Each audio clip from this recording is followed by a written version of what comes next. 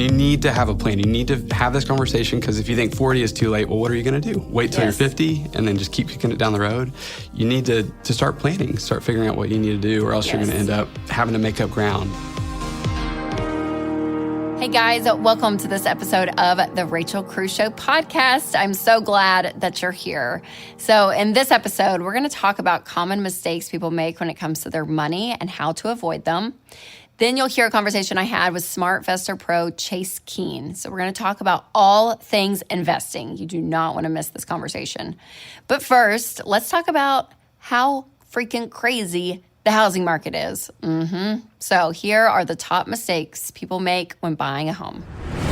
Okay, it's no secret. The housing market is insane right now. I mean, it's crazy. And the median home cost rose more than $50,000 from 2020 to 2021.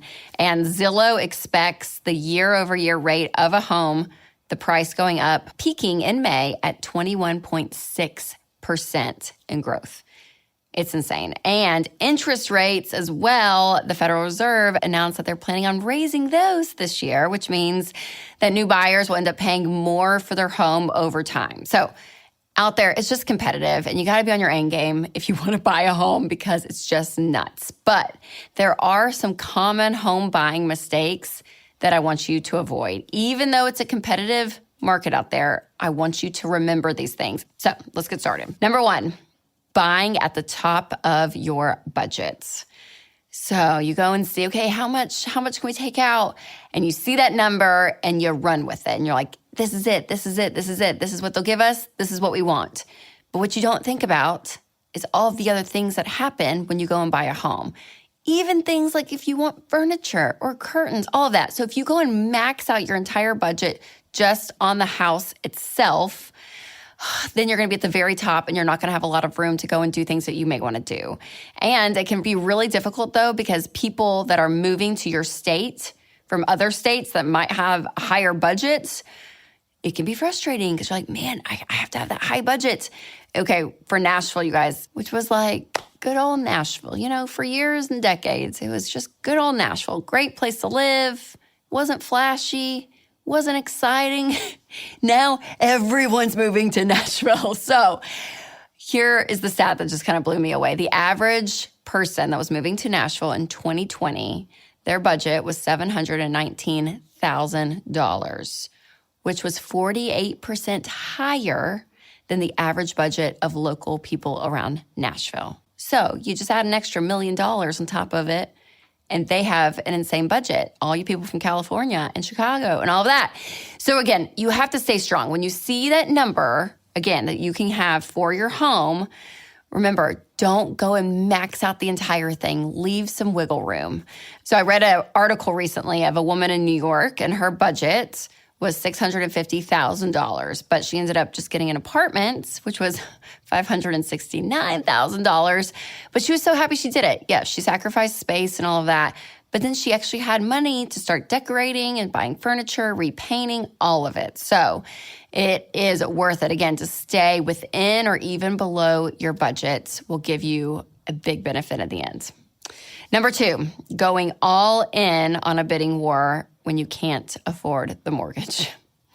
Listen, buying a home, it's emotional. It is. And especially if you get kind of in that competition mind and someone's bidding and you're going back and forth. But don't get carried away, okay? Stick to your budget. No matter how much you love the house, there will be another one, I promise. Number three, feeling pressured by increasing interest rates. So don't feel the pressure to buy right now just because rates are going up. Whenever you're buying a home, you should do it when you are financially ready, regardless of the circumstances out there. When you are ready to buy, that is when you should buy. Number four, not having a big enough down payment. So we always recommend that you have 10 to 20% that you have to put down of your entire mortgage for your down payments. But if you get it to that 20%, it's awesome because you can avoid PMI, which is private mortgage insurance. So it'll save you money. And if you don't have a big enough down payment, you're going to end up with a super high interest rate. And again, you're going to end up paying more for the home over time. Number 5, overlooking details that you might have to fix later. So when you're looking at houses, pay attention to repairs if there's some that are needed, because it can cost you more over time as you own the home.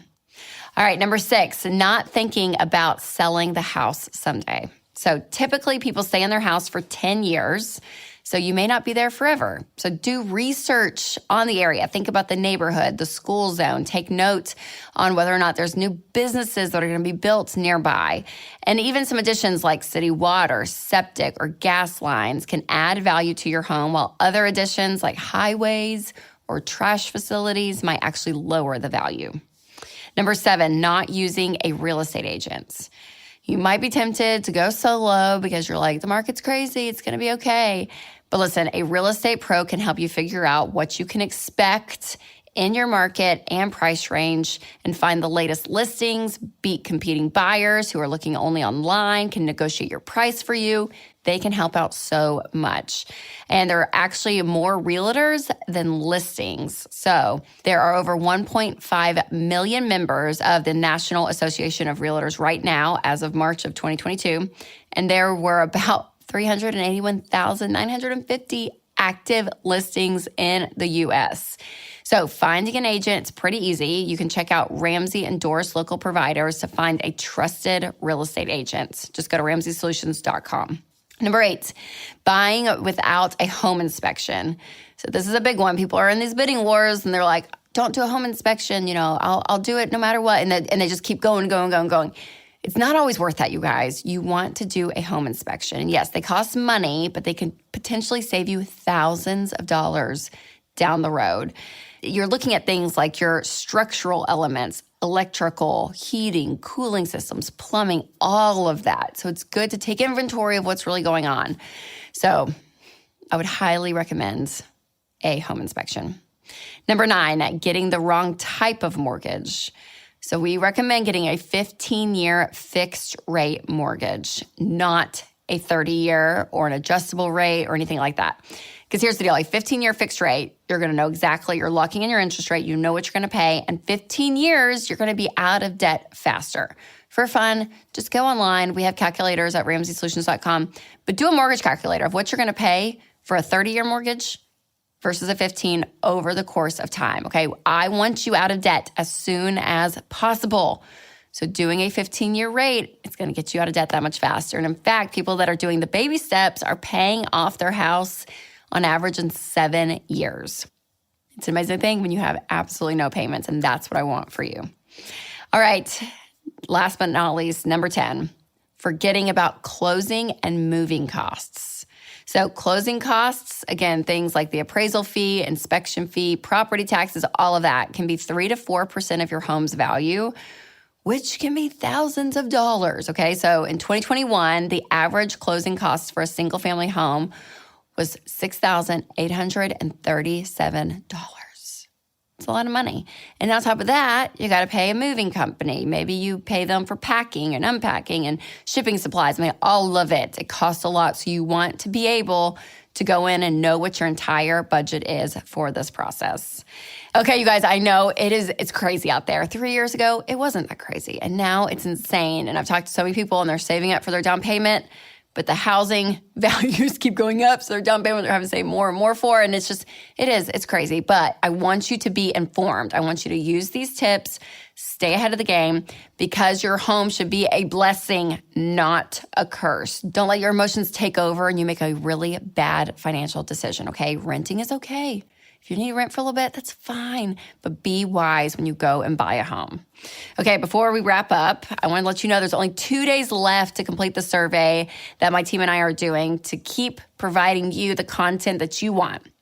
So I want to provide the most helpful and relevant content here on The Rachel Cruze Show, so I need your help. If you will go and fill out the survey, it will help us, and you'll be entered to win a $100 gift card. So you can do it.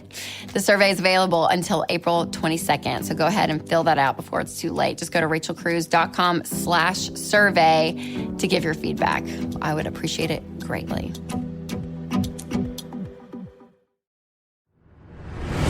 Today, I have my friend Chase Keene here because he's one of our Ramsey SmartVestor pros, which means he is a financial advisor and an expert on all things investing. So like 401ks, Roth IRAs, mutual funds, all of it. So Chase, thanks for being here. Thanks for having me. So appreciate it. I'm very excited. Okay, so financial advisor, a SmartVestor Pro, though, for those of you that don't know, they are people all over the country that we here at Ramsey Solutions recommend. Because with your investing, it's just really important to have somebody that has the heart of a teacher, someone that's willing to walk with you and teach you. So we recommend people everywhere. And so Chase is one of those people. But explain what not just a SmartVestor, but what a financial advisor is. Like, what do you do?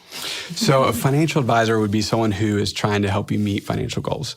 They can be short-term, long-term, and a lot of times I think the meat of what we do is retirement planning. And then the SmartVestor Pro status is basically saying, hey, we've been vetted by Dave Ramsey. We do the things that you do with your philosophy. We try to have the heart of a teacher and make sure that you just understand what you're getting into. Yeah. So you're really walking beside people with their money. And again, like you said, short-term, long-term goals.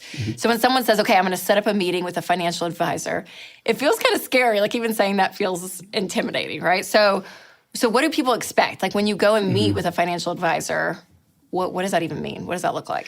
Well, what we try to do is try to help you figure out what your goals are. Okay. A lot of people are saying, hey, I've heard I need to do this. I'm not sure if I need to. And so we'll just say, well, what's going on? What's happening in your life? And then we help you make a goal plan and figure out what's important to you. And our job is really trying to figure out, we pull those things out and figure out how we can make a plan for you. That's good. So someone may say, like, my goal is to retire at 60, or we want to have like a beach house one day. Like, right? Is it those kind of things? It's like these like big kind of far out dreams. It can be retirement. Hey, I want to retire at age 50, or a dollar amount. Some people will say, hey, if I see this number in my account, or I want to have this net worth, we'll help you get there. Yeah. And there's a lot of efficient ways that we can do that. So that's where we try to come in and actually make this easier than you anticipate. Yes. And then even life changes, like if you have a baby and you need to start education savings or things like that. It doesn't have to be way far out. It can be, hey, this change. So now what do we do about this life situation? Okay, so you've met with, I'm sure, like hundreds, thousands of people over the years. So what's like a couple of mistakes that you've seen? So someone walks in and they give you their whole spiel. What are things that you see as a financial advisor that you're like, oh man, that you just see those mistakes? Probably people waiting. I mean, if there's something where you just have a nudge and you're like, hey, I could talk to somebody right now, just go for it and see what happens. And if you're not ready or if there's nothing to work on yet, they'll tell you. So if you just pull the trigger and say, hey, I'm going to start talking about this, thinking about it. And then whether you're married or single or whatever it is, just talking about it with yourself, your friend, your spouse, so that you can begin to dream. This is, I think, a Dave quote or somebody quoted it, but if you aim for nothing, you're going to hit it every time. Yes. So if you can just start talking about, well, what are we aiming for?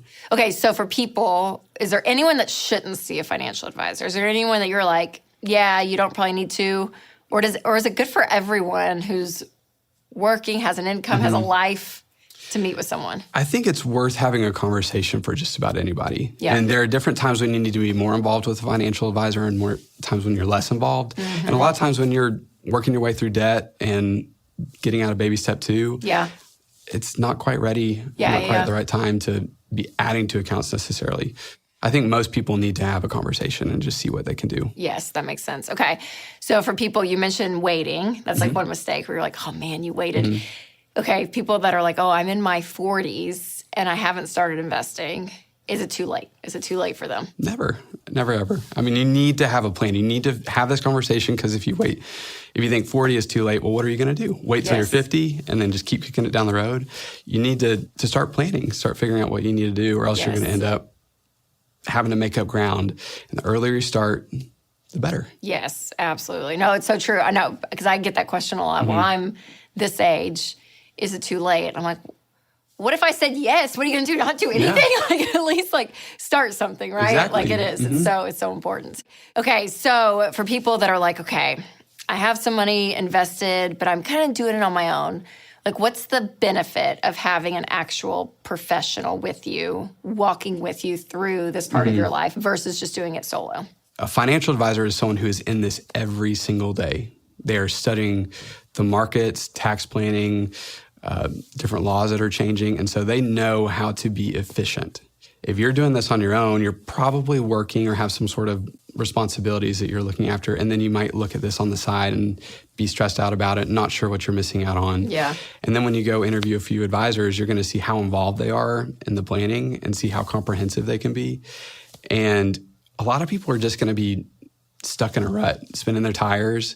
And a financial advisor can say, hey, if we just turn the wheel a little bit this way, we're going to be hitting this in no time. I know. And I always tell people, I'm like, when it's like these like really niche parts of your life, really on anything, right? You could say health would be one thing, parenting, marriage, like, but with your money, then even within your money, like when it's like insurance or taxes or investing, like these really specific things, that there are people that eat and breathe this stuff day in and day out and know everything about it. So I'm like, why not walk with them, have them walk with you, beside you through the stuff, because it can be complicated. And again, you guys know, you see the route. Like it's like part of what you do because you're in it all the time. And you're like, oh no, I can see from point A to point B. You're trying to go to like A, Z, Y, X, like all this, like we can just go here and get the goal. Okay, so what is life in like the investing world? Like what's the difference between now, where we sit in 2022, versus like 2019, like pre-COVID, pre all the stuff? Is it crazy? Like, has the market has it been a wild ride the past few years?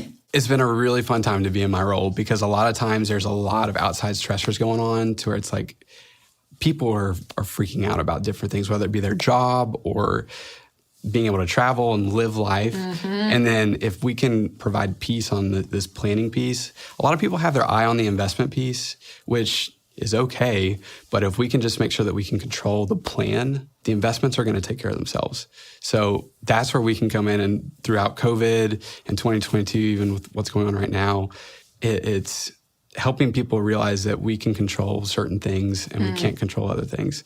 And when we can control what we can control and focus on that, people feel a whole lot better. So what do you see that you can control, like in the investing world? Like what are things that you're like, we can control not pulling your money out if you're freaking out or something? Like what are a few things that you're like, no, we can control this? Because there's a lot that you can't, like you're saying. Right. We can control how much we spend, save, and give. I mean, we can control our budget. We can control how much we're continuing to contribute to retirement accounts or other types of accounts. We can control the kind of debt that we take on. Normally, if we have a good emergency fund. And not pulling out of the investments, that's a big piece. Yes. And then one other thing that we help with a lot is just taking the appropriate amount of risk. We're not going to be too far on one end of the spectrum or the other for the client, but we're just going to take the appropriate amount of risk based on their goals.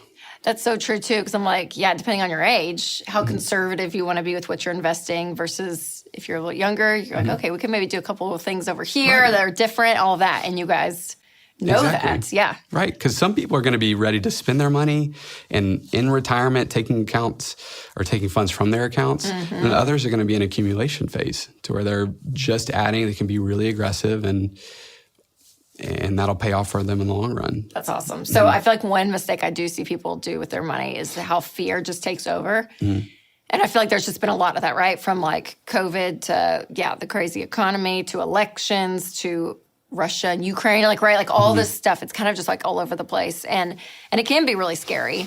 So do you find people that come in your office and say, oh, I just want to take my money out of the market, it's freaking me out? Do you have to like talk people off the ledge, or are most people like, I'm in it and I'm going to stay in it because it's long term? What do you see? I say for most people that I work with, they're going to have their expectations set to where, hey, it is going to go down at some point. It just will. I mean, that's the world we live in. News headlines are going to come across, are going to be fights, are going to be arguments, drama, and accounts are going to go down. So if we set the expectation clearly on the front end that your accounts will go down, we get much fewer of those calls. And so when people come in and they say, oh, I'm kind of freaking out, then I think we didn't do a good enough job of saying, hey, just, here's what you can expect. We didn't temper expectations. We didn't temper expectations. That's a great point. Okay, that's so good. So if someone's watching this or listening to this and they're like, okay, yes, I want to meet with someone, we're getting out of debt, we're getting our emergency fund, we're ready to start investing, and we want to look at our, maybe someone still is in debt and they're working their way out, but they see the finish line and they think, okay, but we do want to sit down with somebody to just look at the landscape of our finances. walking into a meeting with a financial advisor, what do they need to bring? What can they expect? Like, what is that kind of meeting? What does it look like? So starting out, just real practical things. You can bring any statements from your accounts. You can bring tax returns, mortgage statements, numbers on your debt. But I think the more important thing that a lot of people miss is they need to just get those juices flowing and either talk to a friend or their spouse about, why am I going to see a financial advisor? What are my goals? Because that's actually the hardest thing to figure out. When you ask someone when they're going to retire, most people can't answer that. They don't know and they haven't thought about it. So if you and your spouse can talk through it. Yeah. And say, here's what we want out of a financial advisor. Here's why we're going to meet with them. When you can come and communicate that with a SmartVestor Pro or a financial advisor, they'll be able to build something for you that makes sense. That makes so much sense. So for retirement, do you find most people shoot for an age or a dollar amount? What do you see? I'm just curious. More people for an age. Okay. Yeah. Some people have a like dollar 45? amount. Wouldn't that be great? Chase, help me retire at 45. Yeah. And I mean, one of the cool things that we've started to help with is if someone doesn't know when they want to retire, we'll help them figure out when they can make work optional. Oh, because a lot of people don't want to just quit cold turkey at 55 or 60. They want to say, well, what if I don't want to just grind anymore? What if I want to go work and just have fun doing something that is less stress or something like that? Totally. Oh, so good. Yeah. It's so fun. I love it. I love dreaming about the future and thinking, okay, where are we going? Right? And having people like Chase, like SmartVestor Pros walking beside you. It's so key. So key. So when we close up, one question I always ask my guests, what is one fun thing you're doing with your money right now? And it could be anything. It could be small, big, really great, really shallow. We don't care. We love everything. Yeah. I have a 4-month-old baby girl, so I'm spoiling her big time. It is. Yeah, that for sure. Is she dressed to like the nines? Oh, yeah. Okay. She's got more pairs of shoes than I do. She's got a full closet that I don't. And it's incredible. So fun. Yeah. That's awesome. That's good. That's a good way to spend money for sure. So great. Well, Chase, thank you so much for coming by and answering these questions. Because again, it's a big subject. Yes. And I think some people it's intimidating or it's kind of this mystery world if they haven't entered into it. So you kind of cracked the door and allowed us a peek inside. So I appreciate it. Thanks, you so much. All right, you guys, you can learn more about Ramsey at SmartVestor Pros and how to work with one at RamseySolutions.com/retirement/SmartVestor.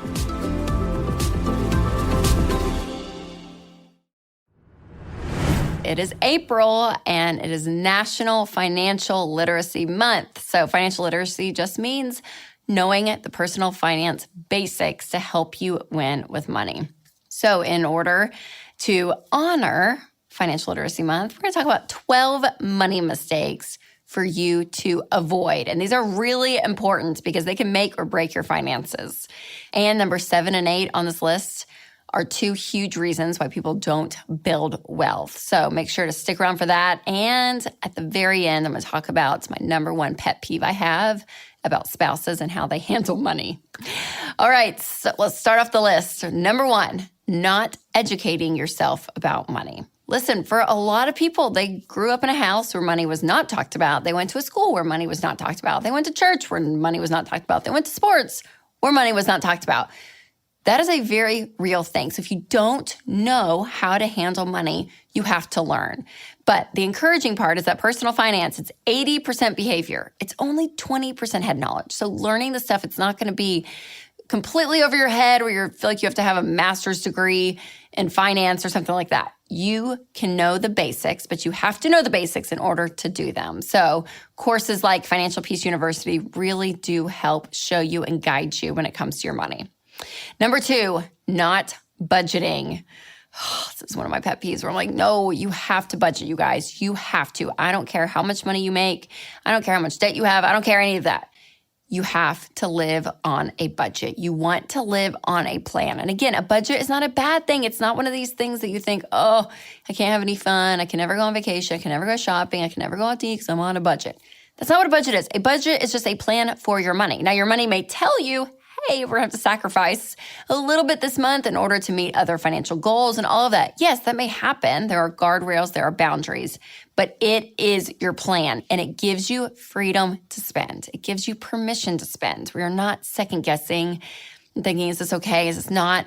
It's all in the budget. It's all in the plan. Number 3, not adjusting tax withholdings if needed. So if you have gotten a huge tax refund in the past, that means your money that you've been working for that could have been in your paycheck was sitting in Washington, D.C., not earning interest, doing nothing, and then was sent back to you. So go and adjust your tax withholdings. Now, ideally, you don't end up owing the IRS money, and ideally, they're not sending you a bunch of money. You want to find that perfect medium. So your HR department at your job should be able to help you make the adjustment. Number 4, thinking that you don't need an emergency fund. So when we talk about the baby steps, the very first thing you want is a $1,000 emergency fund. Then you get completely debt-free except for your mortgage. And then baby step 3 is saving up 3 to 6 months worth of expenses. Because here's the deal. It's not if something is going to happen, it's when. Things are going to happen. And it feels like things happen all at once. We're kind of in that now. I swear, our cars, the air conditioning in the van started being like, making this crazy noise. The blinker will not get fixed in Winston's truck. His stuff, I mean, it just feels like everything falls apart. Everything falls apart at the same time.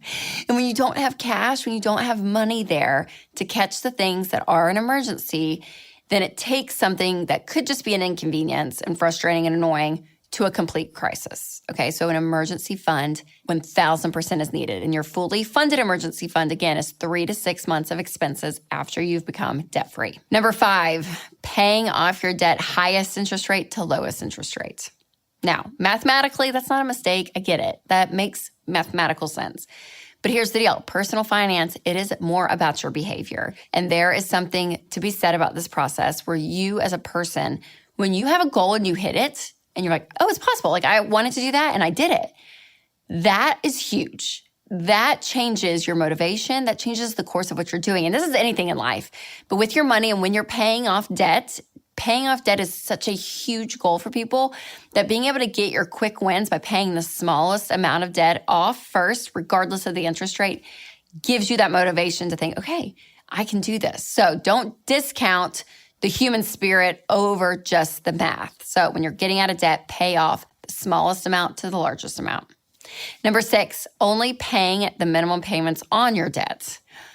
So what ends up happening with this is that you're just taking years and years and years and years and years and years and years and years and years to pay off debt versus saying, I'm going to get so intense and I'm going to pay this off on average in 18 to 24 months. That's what people do in the debt snowball, where they're like, I'm not going to just work my way through. I'm actually going to throw extra money. I'm going to go crazy. I'm going to sell stuff. We're not going to go out to eat. We're not going on vacation. I'm going to take on a second job, and we're going to do everything we can to increase our income, throw extra money at the debt, take things out of our house, sell stuff, do what we can to earn extra cash there to throw out the debt.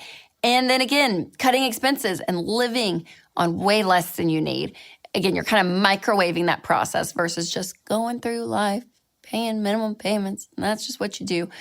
Versus saying, okay, we're going to take all of our efforts and we're going to put it on our smallest debt, and then we're going to move over to our second smallest, and you keep going down the line. Number 7, buying more house than you can afford. So we talked about this in another video on home buying, but I want you to put at least 10 to 20% down, and I want your payment to be no more than 25% of your take-home pay on a 15-year fixed rate. But a lot of people, they go and they buy a house, and the mortgage payment is 50% of their income. And it's just hard. It's just hard to get ahead financially when half your paycheck is going directly just to your home. So looking at a house and saying, okay, this house is something that we want in life. We'd love to own a home, which I think is a great thing. But you actually want to do it way more conservatively than most people do. And don't forget about closing costs, moving costs, all of that when you're buying a house. Number 8, allowing lifestyle inflation to happen. So I did a video about this as well, about lifestyle creep.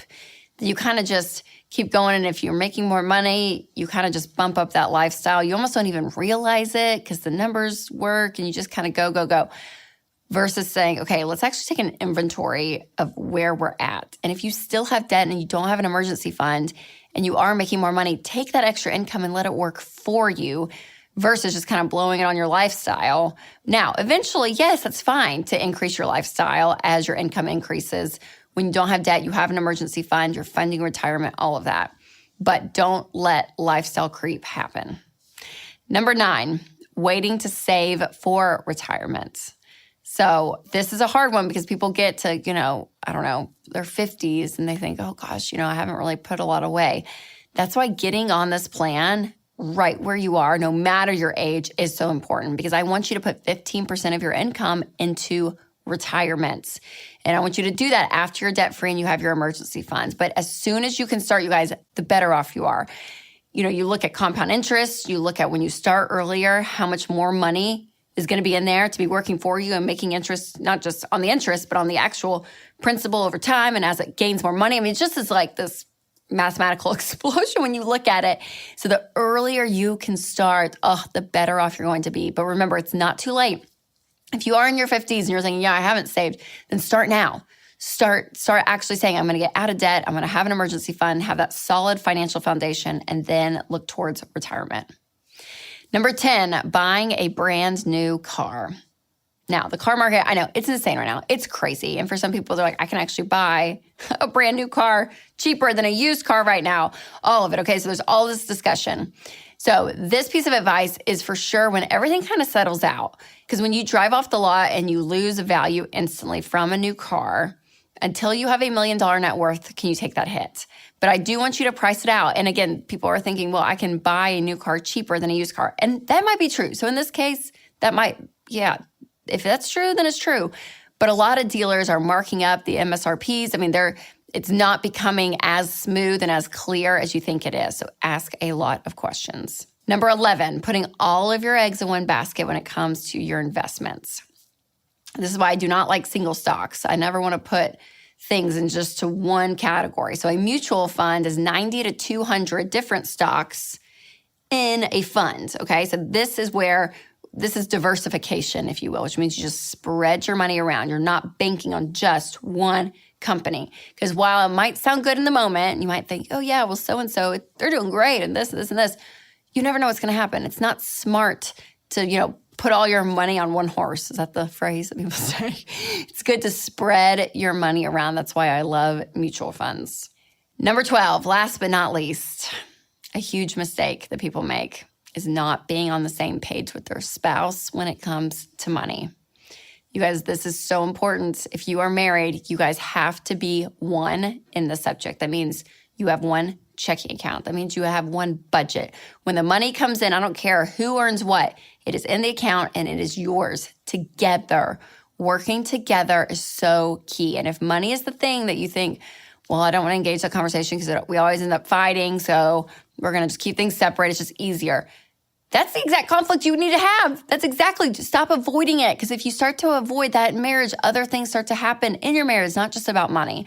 So being one as a team, seeing yourself as one is so, so key in your marriage and in your money. And remember, we all make mistakes with money, okay? It is common, but I want you to learn from those mistakes and actually say, hey, I can change the way I view and I handle my money, and that's going to change the outcome and hopefully for the better.